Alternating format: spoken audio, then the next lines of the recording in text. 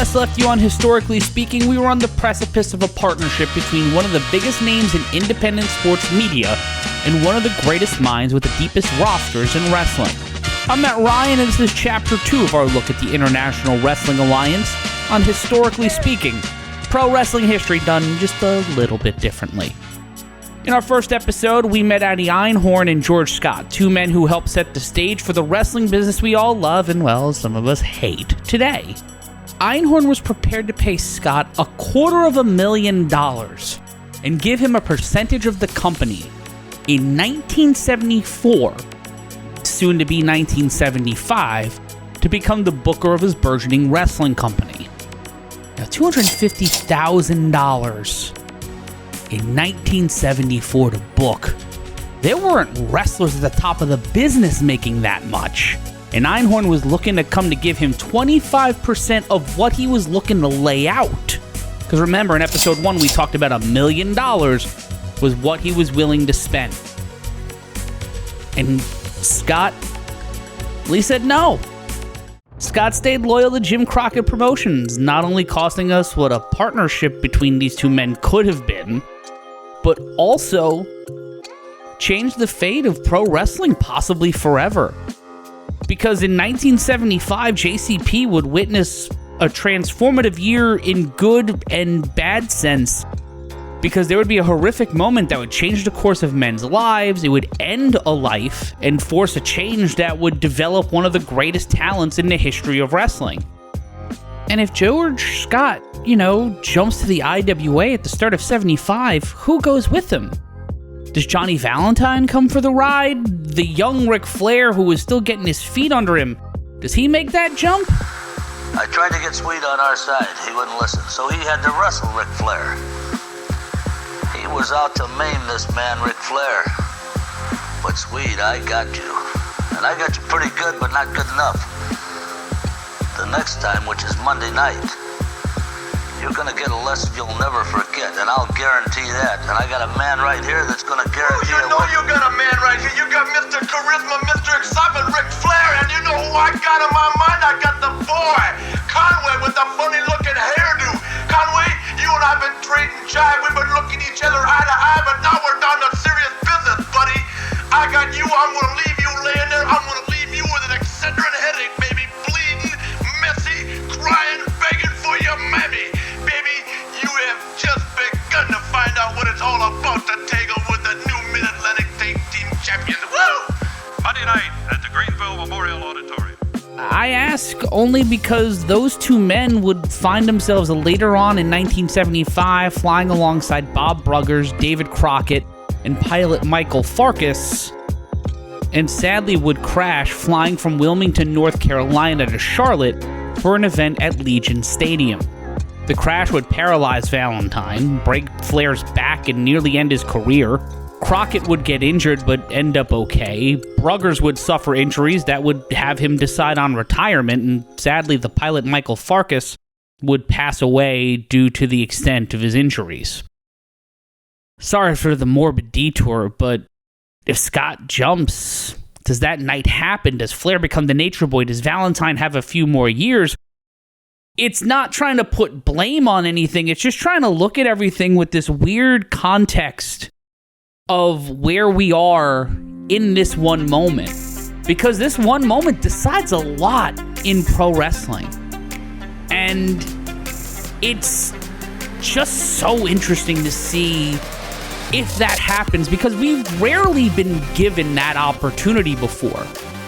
The only one I can really think about is maybe George Scott going to the WWF in 84. I know his name is going to get brought up a lot in situations like this. Or Russo in 99. It's more like if when Russo jumped in 99. Just the guy who is given credit for developing the house style amidst everything going on. The guy who's pushing the pencil jumps to this new rough and tumble outfit. And the idea, people go with their booker. That is a trend in wrestling that is as old as time, going back to Toots Mondt. We'll go talk about him a little bit later on in the episode. While the rejection of Einhorn by Scott could be seen as nothing more than a man wanting to stay with a proven company and show his loyalty to the NWA's cartel of promoters, this is just a what could have been, man. Just Scott and Einhorn shoring up those crews in the Mid-Atlantic and Northeast to rival the Triple WF and JCP cards. Scott's proven ability to book and set up multiple shows in one day with different or similar crews, because that was Mid-Atlantic strong suit.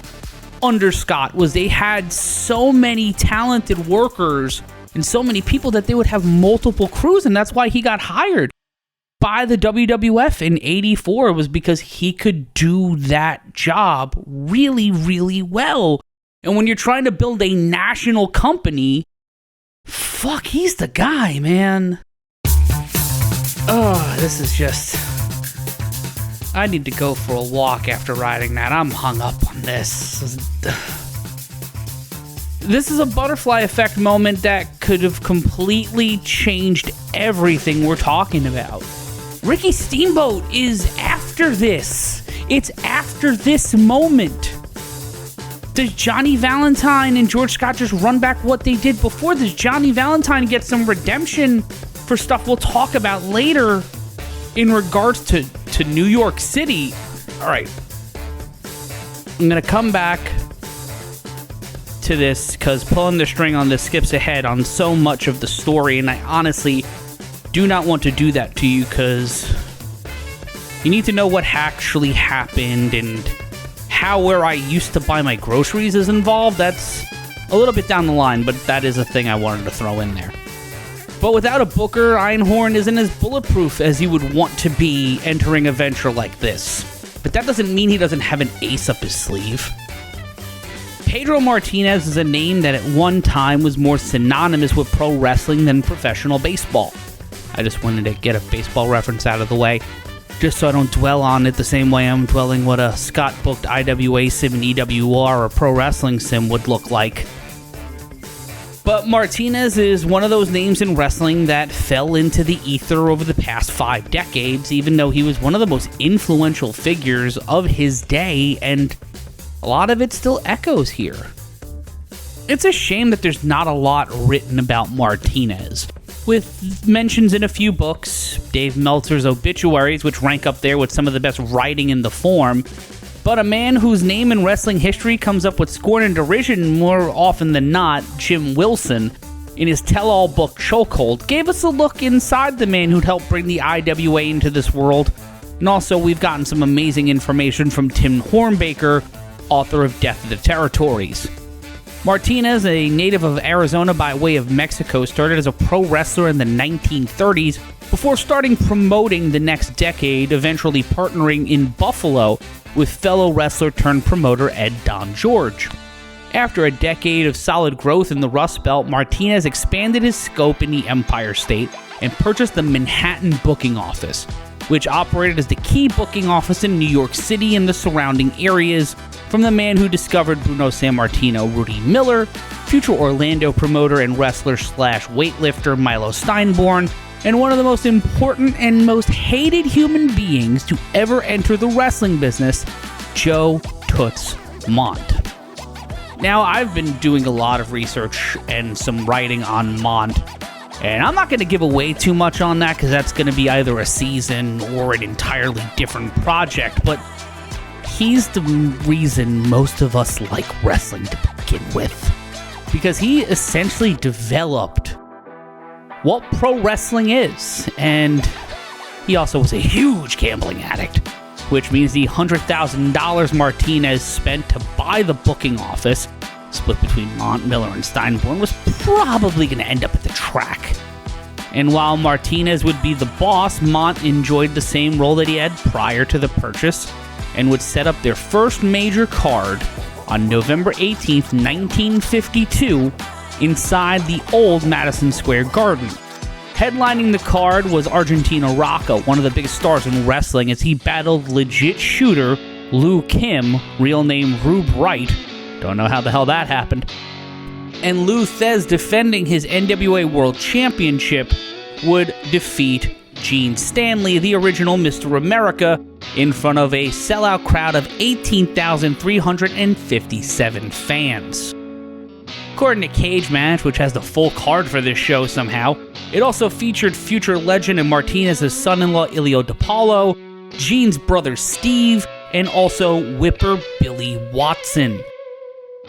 Yet the cards would not sustain the same success inside Madison Square Garden, as only 11,352 would witness a Thez Rocca world title fight in January 1953.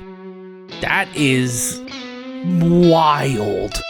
And then 2 months later, a Buddy Rogers showdown with Johnny Valentine in the co-main event would draw just over 9,000 fans, with Rocca Thez 2 out of 3 falls on top as a rematch from 2 months before.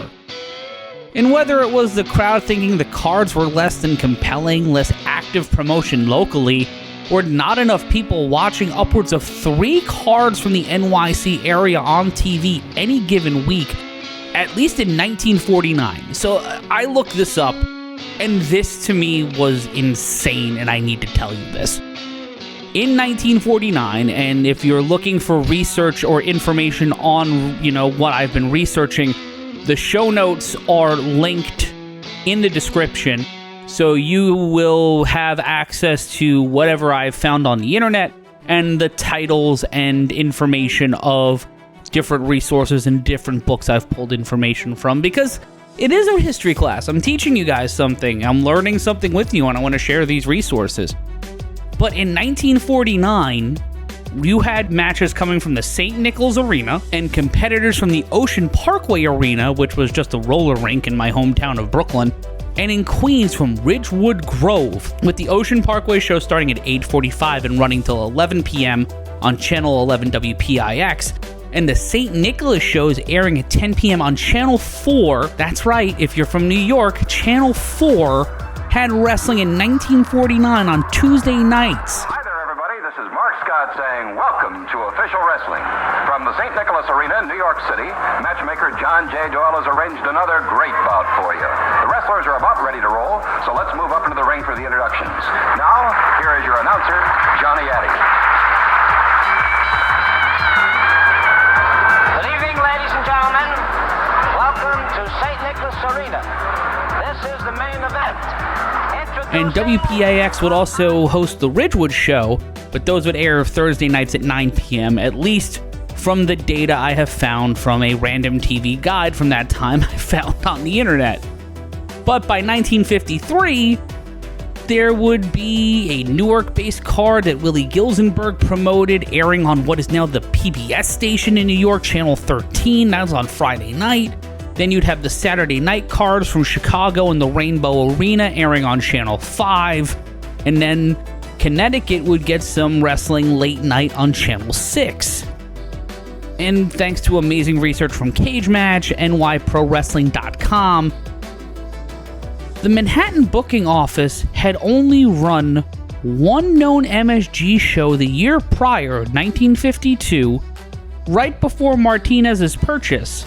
And it would feature Lou's first defense of the NWA title inside the Garden. But because of politics, it wouldn't truly be recognized as a world championship due to the New York State Athletic Commission not acknowledging the less than 7-year-old title as a world championship. And that's because of a whole bunch of New York pro wrestling bullshit that happened decades prior. But I do find it funny that the New York State Athletic Commission in the 1950s were just, knowing what I know now, being a New York wrestling promoter, that to me that just tickles me. And these cards were the first inside MSG since 1950, following a year where wrestling was dark inside the world's most famous arena, due to issues between the NWA, their licensed matchmakers for New York, Toots Mondt and Rudy Dusick, and MSG's promoters, Charlie Johnston and his nephew Bill, whose father, Bill Sr., had passed away earlier that year in 1950, and was someone who probably could have made sure wrestling happened in 1951 because he was more of the power broker and someone who might be able to make a deal. The history of wrestling in MSG is such a weird and politically fucked up tale that will have to wait for another day. But this also was the first time the Garden had been run with pro wrestling with any regularity since 1938. That's right, before World War II. We were in Korea by this point. What the fuck were we doing here, people? Oh my goodness, trying to build the Garden back up was going to be a Herculean task. One that would have taken anyone years, and it took Mont until 1957 to where the audiences were around or near sellouts, with sometimes only 1 to 2 shows max taking place inside MSG. And get this, none of this almost happened. All of this could have just been in the wash, because in January of 52, the sport was almost just straight up banned in New York. Before he even got down to Thruway to buy this company off of Toots Mondt, James Fitzgerald of the New York State Senate on January 16th of 52 proposed a bill that would ban pro wrestling and pro boxing from the state, and it's pro wrestling catching the ricochet of this, because according to Tim Hornbaker, this was due to an attack on promoter Al Weil and a referee following the Rocky Castellanetti and Eddie Durando fight that happened January 11th inside the Garden. Now, the person who attacked Weil and the referee was Castellani's manager, Thomas Eboli, aka Thomas Ryan, who would later be a key member of the Genovese crime family.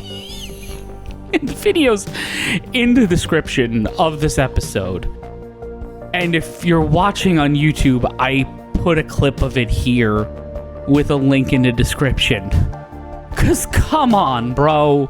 Pro wrestling in New York City almost didn't happen because a member of the Genovese crime family beat the shit out of a promoter and a ref during a fight in the Garden.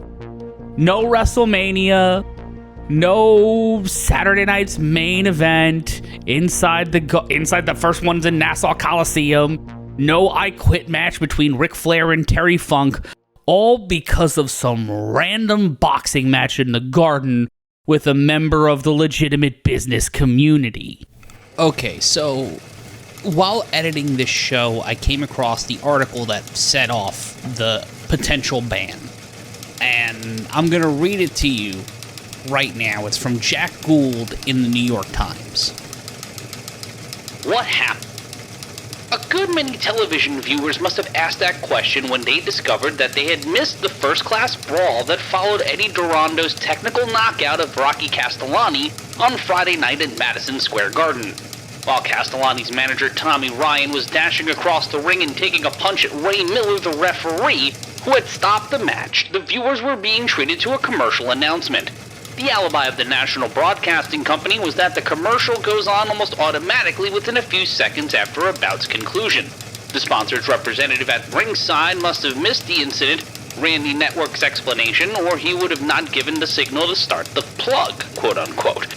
Once the film commercial had stopped, it was said it could not be stopped. Pshaw, NBC. It's time that television acquired a bit of adaptability, learned how to handle the unexpected and unforeseen occurrences in news events, especially sports, and stop expecting everyone to conform to television's split-second schedule. There have been too many instances in sports telecasts in which viewers have missed part of the action because some advertising agency minion couldn't see beyond his spot announcement. The resolute huckster may think he's winning his letter, but he may be surprised to learn how many viewers wished the sponsor's scalp also came packed in cellophane. Inconvenient as it may be to the broadcasters, a survey completed this morning suggested that prize fight managers may continue to lose their tempers without first applying for permission from the Federal Communications Commission. No doubt further electronic research will enable the individual to blow his top, only at home, but in the meantime, television might consider several possible remedial measures. One step might be the appointment of a vice president in charge of common sense. He could report directly to the viewers and have authority to use the elementary judgment in delaying a commercial for a few seconds so it would not interfere with an exciting moment in the sports arena. The same gentleman in his spare time might also see to it that a plug for frozen orange juice didn't turn up in the midst of a telecast of the Japanese Peace Treaty Conference. A more revolutionary innovation could be the assignment of a sports reporter to have full authority at a prize fight, instead of a representative of the sponsor deciding that a melee in Madison Square Garden was not newsworthy because half of the milling mob didn't shave every day. The reporter could see whether television had any appeal when it reported actuality and caught the spontaneity of the unrehearsed happening. There have been rumors to that effect. As for difficulties entailed in stopping the commercial film once it has started, the housewife may be some sort of help to the TV research laboratory. Plug in the electric iron and toaster on the same light socket as the projection machine. Never mind the switches, men. Go modern, blow the fuse, and be done with it. This is from the New York Times on January 14th, 1952. Yup, they put this in the fucking New York Times.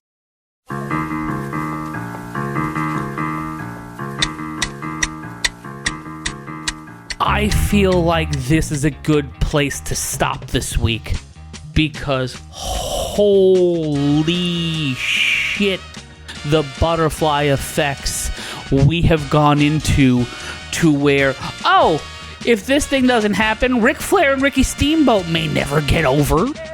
A big plane crash may have not happened the same way it happened all those years ago. It may not even happen at all. And then the mob's involved, because of course the fucking mob's involved. It's pro wrestling. So we're going to do a part 2 of this episode. That'll be next week, to where we'll talk about Martinez getting his revenge on Tootsmont. And by revenge, I mean punching him in the face. And Martinez's focus on places beyond the New York State border, and how that leads us to the IWA, and working with a man who would be a powerful ally and a Johnny on the spot. But that's next week. This has been Historically Speaking. It has been written, researched, produced, and yelled at you by me, Matt Ryan. It has been produced by Ember Media and also the Intergalactic Sports Network. Thank you so much to everyone who's found us through YouTube, TikTok, Instagram, however you found this show. We're so glad you're finding us, especially on Blue Sky too. Shout out to the fellow wrestling nerds on Blue Sky for hanging out with me. And also thank you guys for listening to these 15 to 20 minute rants about shit I find interesting. Be sure to like, comment, subscribe to all the YouTube and podcasting bullshit, because it helps keep show like this going. The more I see people listening, the more, people get involved, the more I know I'm not just yelling at myself. I'm going to try to do more with this, try to make the video experiences better, try to make this a better podcast for everyone who's listening and taking the time. So, for Historically Speaking, I'm Matt Ryan. I'm just going to shut up now.